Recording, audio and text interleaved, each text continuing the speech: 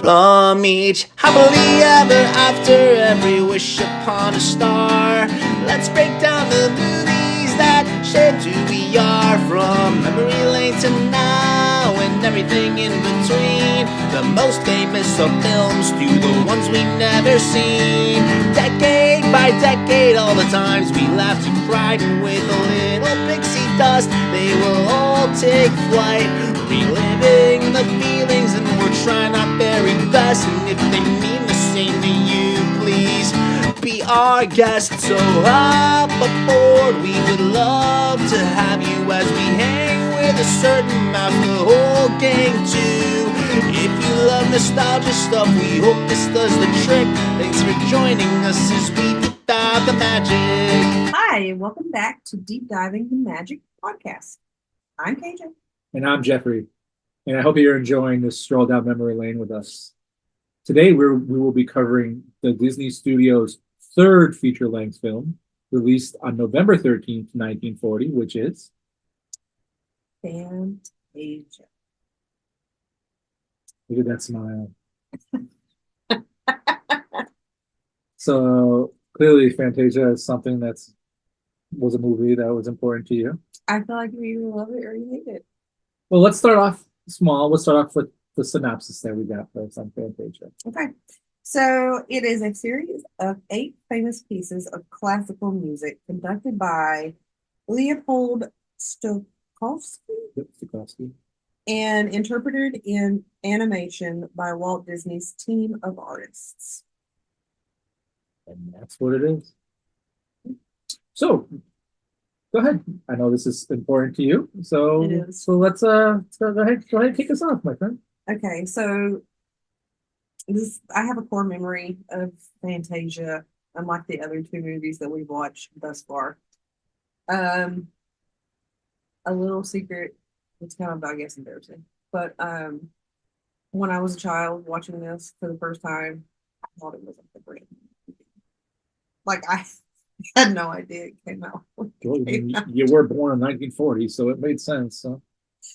But anyway, so I had a core memory.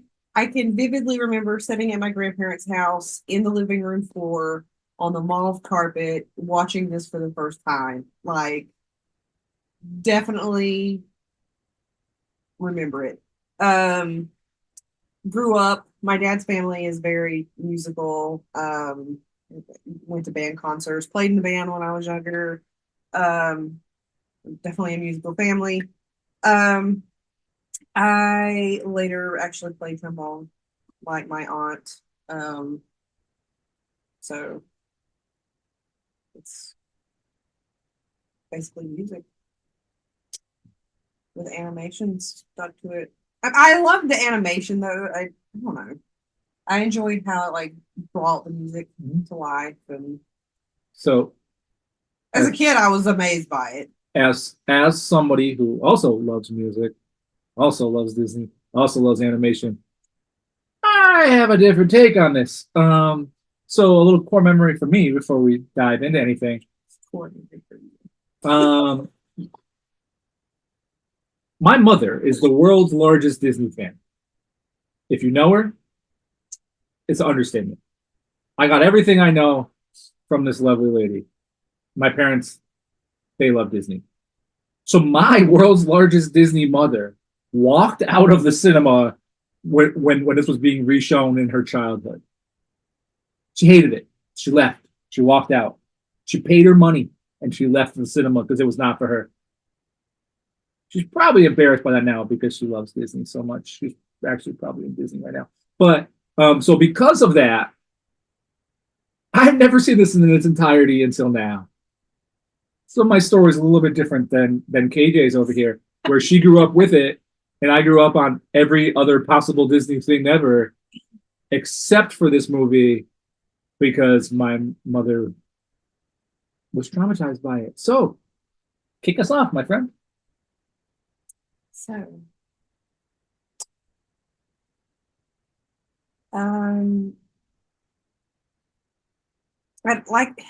so there's 8 different like clips, I guess, films, animations of different songs. all the classical music. You have um I don't know. It's just so technically, I guess stepping back before we go into the movie, I guess you have to go into like what Walt wanted from the movie. And he, I don't know, have you ever been on a 4D ride and like smelled things, felt things, and that's how he envisioned Fantasia. So I mean, obviously, Still have magic with that. yeah. Which I love. Which our tour guide actually, what'd you say her name was? Darling. Darlene, who actually met Walt, like actually kind of briefly discussed like Fantasia and how like Walt specifically like his envisionment of how he wanted it to be. So he wanted the theaters to like have all this like special stuff in here to bring it to life. Like you were gonna smell it, you were gonna get wet during the water scenes. Like you said, like Magic now is today. That's probably the closest we'll ever get to it. I think there was maybe 1, 2, 3 movie theaters that actually did it, but nobody else did. So had they done that, maybe your mom would stay. I mean, she also saw it 20 something years after it was released, but yeah. I guess, but So there is a, this is the first one I can remember there being a warning before on Disney Plus. I don't remember the first two having a warning on Disney Plus. There might have been, but there is a warning for cultural inappropriateness on Disney Plus. yeah, the only one I saw was Pinocchio was for this movie. Yeah. Stuff. But yeah, there are some scenes that you will not see if you watch it today that's been taken out because of like just it's a different world that we live in today. So anyway, so Walt had this dream to like bring it to life in the movie theaters. Didn't really go over well. They called it a new form of entertainment. Yeah. There is no spoken dialogue in Fantasia at all. So, well, I guess, but there's no like spoken dialogue between anybody else. Let's see. So while you're gathering your thoughts, I do have to say, There's so much. I love this movie. So I do have to say, there's parts of this movie that I enjoy. I love Sorcerer Mickey. He's probably my second favorite Mickey. I love Fantasia, which is obviously the firework spectacular that I love. I'm wearing the shirt right now for our audio listeners. I'm wearing the shirt right now. There's a lot of things in this movie that nowadays mean a lot to me. Growing up, I never watched it. And there's a lot of this that it's just literally ballet in different forms in front of classical music that I just can't connect with. Where you grew up with two sisters that did ballet their entire lives. I also grew up with two sisters that love Disney as much as me, and we can quote lots of movies that you're gonna hate coming up. But this was just something that we missed it. And you know what? I watched it for the first time in my 30s, but hey, I love it. You know, it's fine. So, you know, I'll even start off with the first note I wrote of the whole entire thing was the first number. That you're gonna write how wonderful it is because there's shapes and there's music and it's like an acid trip that I've never been on, so I don't even know. But go ahead. Shapes. So keep in mind, I did not watch this for the first time in my 30s. I watched this as a child. And I But I'd like time out. As you can see on our list over here, movies I watched as a child versus movies she did not watch until she was older. But Fantasia. Okay, so I guess another kind of embarrassing thing. So one of the first things that you're gonna watch is it's like an outdoor scene, kind of like the changing of seasons, and you have these fairies. So when you see the actual fairies, I remember being convinced that that is how Frost and Dew showed up on things overnight. Like, have you ever noticed, like, if you get in your car and you look at your windshield, sometimes it's in lines and yeah, like there's little designs. And then if you watch this movie as a child and you have an imagination, like I did, I guess. Yeah, I guess you could see how like these fairies like dancing around and stuff on things are putting frost and doing on things. I swear that's what I thought. That's a child. Kind of embarrassing. I mean, Obviously I know that's not how it happens. Yeah. But yeah, so I remember like it was like the changing of seasons. The colors, like the different colors of the fairies, like were the different seasons. And it turns into like a beautiful like autumn. they do like a Nutcracker suite, right? I believe they do the Nutcracker suite with the I think so. fairies. Yeah. You know, it's part of it. Yeah. And then like there's a scene where there's a goldfish that looks like Cleo. It's not Cleo, obviously, but it Eyelashes on this. yeah, it looks like Cleo had like broke out of the whale's belly and hung out with the other fish, abandoning Geppetto and Figueroa, like grand appearance. So like I guess like technically Cleo must have been like the inspiration for the goldfish in this movie. They already had the design. They were like, Yeah, and I remember as a child thinking that they were very, very good fish. Mhm. Like I wanted a goldfish for this. Any thoughts on me? No, the next thing I wrote down is that somewhere around here, I don't, again, I know there's 8 different shorts and there's 8 different scenes and there's 8 different classical musics and all that stuff. But there was a part, I don't know if we touched on it yet or not, but there's a dancing mushrooms part, which definitely does not hold up today. It's not. There's a reason there's a warning thing. Yeah. I also wrote down here somewhere around here you were singing out loud to this movie, so clearly it meant a lot to you still.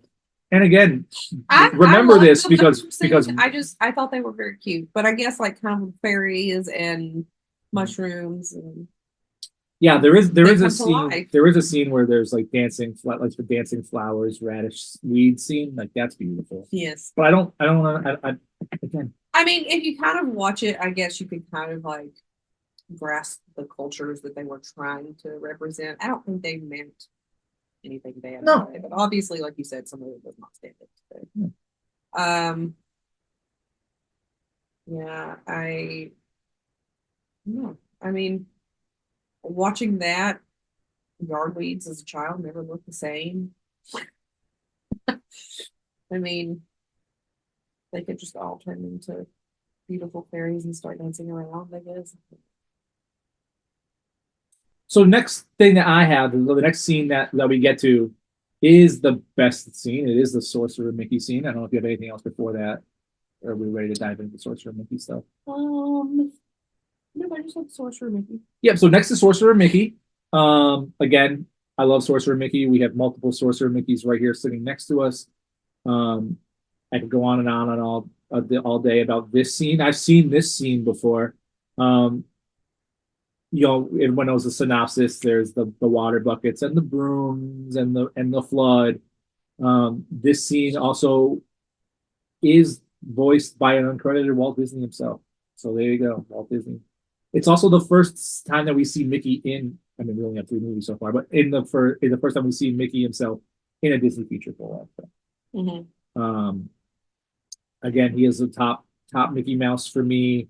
This part was originally supposed to be part of the Silly Symphonies, but they saved it, and a lot of the Mickey's Dream sequence is, you know, obvious parts of Fantastic. So I'm gonna let you go on if I can talk about Fantastic. So the sorcerer in this section was actually the animators supposedly secretly modeled him after Walt Disney himself. They say the raised eyebrow was a registered giveaway of that. I guess I really have to watch it again to see if it really made me think. I believe his name is Disney. It is. So they call him Yensid, which is Disney's film backwards. So that is the sorcerer. And in my childhood, like I just remember the buckets, the water, the mops. Disney. Yeah, I mean, they could have made a whole movie about this, and it would have been fantastic. My mom would have loved it. So, It's probably fate. Yeah. So then we go into a scene that has dinosaurs. And as you'll learn more about me as I grow, I don't like dinosaurs. They're not for me. And then I love dinosaurs. and then my darling friend over here has dinosaur tattoos. So take that as you want to take that. But something that does happen in the dinosaur scene is it rains during the stressful part. So now we are 3 for 3 movies here for Disney. For it rains. It poured. It was talking about a drought. Well, I guess the rain comes after the drought. Anyway. So now we are 3 for 3 movies so far. So fun tidbit about this. So dinosaurs in the 1940s, it was like hypothesized, which obviously the 1940s when this came out. It was hypothesized that the dinosaurs actually went extinct due to events on Earth that led to a great drought that turned the planet into a dust bowl. It wasn't really like a comet or an asteroid or anything hitting the Earth at that point. It was kind of like a drought. Yeah, like everything needs water to live. So you know what else needs That's water? what I thought. These Disney films. We have 3 for 3 on rain. Mm. So you know what comes next in your notes? There's a legit intermission in this movie, my friends. his reaction was priceless. Go ahead, talk about it. Because I wrote right here. I There's a legit intermission here. I literally just have in my note Jeffrey's reaction to intermission, like just kind of blown away. He's like, we're really having an intermission. And I'm like, yeah. I mean, the first 2 parts were they're pretty big chunks of the movie. I mean, I would assume they're the largest, obviously, if you have an intermission. Yeah, he was not happy about intermission. I think I might actually got up and had a snack during the intermission. Like, because there was an intermission. it's an intermission. So then we get into a Pegasus scene. I did write the Pegasus scene was beautifully done. But there was some rather creepy naked mermaids and centaurs. But Mermaids and dinosaurs. Maybe this is why I love this movie. I don't know.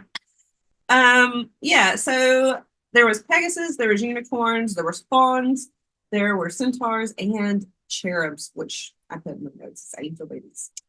who are naked. Yeah. I mean, the cherubs are naked.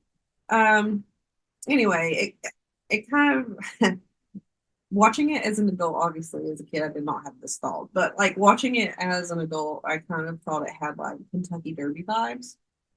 Okay. I don't know if it was because of the horses or whatnot, but it was like getting ready and I don't know. So the centaurettes are the female centaurs and the love of the centaurs. They appear to have characteristics of the Disney princesses. And as Snow White was the only Disney princess around that time, they may have even like inspired the designs of other later princesses, is what they're saying. So a lot of people have this theory about the centaurettes.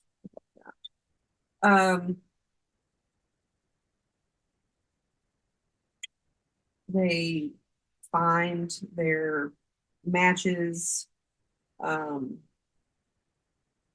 of based on like the color they are. Like the purple guy goes with purple girl, and there is one that doesn't like have a match and they're like sad, and then like the girl is also away and she doesn't know what it is, and she's sad and she's crying, and then his favorite thing is naked cherub baby. Isn't this the scene where they had to cut something out of it too? But yes. But so the cherub baby kind of they play a little flute or clarinet, something like that. But, I don't remember. I have to go back and watch it again. But they kind of like lead them together so they can find each other, and then they're all happy. But like when the centaurettes are getting ready, they're that's when the scene is cut out with Sunflower. Yeah, it's not on Disney Plus. Yeah, so it's just like a racist stereotype that it was I don't know. Doesn't need to be in the movie. Yeah, since all the releases from like 1969, it's not in those anymore. So So it would not have been released from the website. So then we meet our friends, the dancing ostriches. The dancing ostrich does have a cornucopia full of fruits, so that does also make us 3 for 3 on there being the Disney apples. So we have 3 for 3 movies where there's a Disney apple as well as rain. But we do meet this random cult of crocodiles that is doing ballet in robes. I'm sorry, cult of alligators, which makes I don't know. They might be crocodiles. I had it in my notes as alligators. The hippo and the croc totally nailed the dirty dancing move though. Yeah, they did. So how do you feel about this scene? I loved it. You have ballet with ostriches, hippos, elephants, and alligators. I mean, And weird robes. yeah. The fact that the alligator could actually hold that hippo up. They nail it.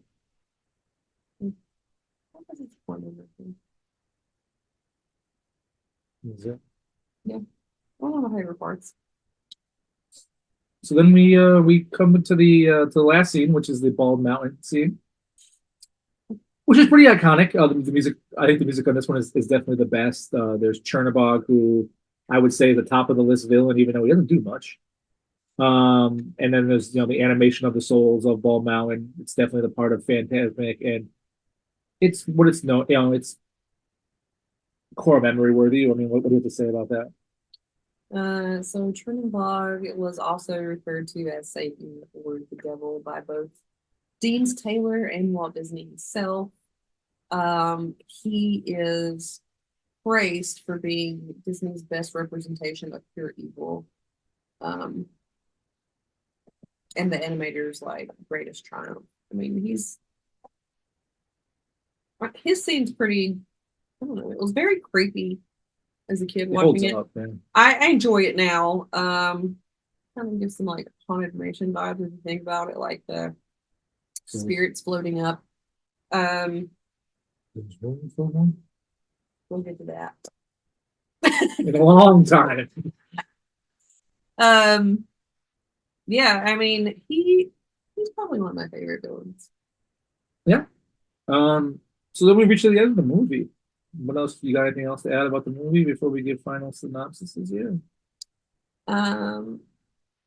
So my favorite Pegasus is Peter Pegasus, which is this little guy right here. The Pegasuses are just adorable, and they're all different colors. I don't know, just the animations, the colors. As a kid, it really drew me in. I mean, it might have not for some people, obviously, but I mean, maybe I would have loved it. And for a kid, I felt like it brought classical music to life.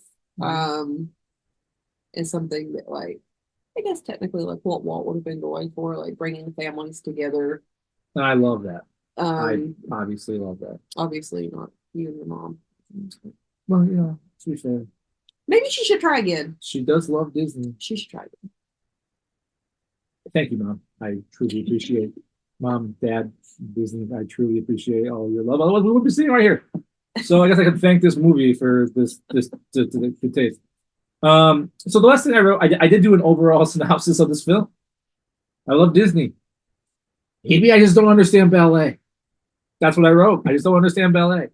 But on the contrary, my friend KJ over here, what did we rate ourselves?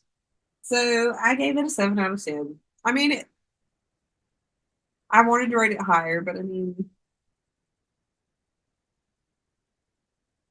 to me, it's a solid 7 out of 10.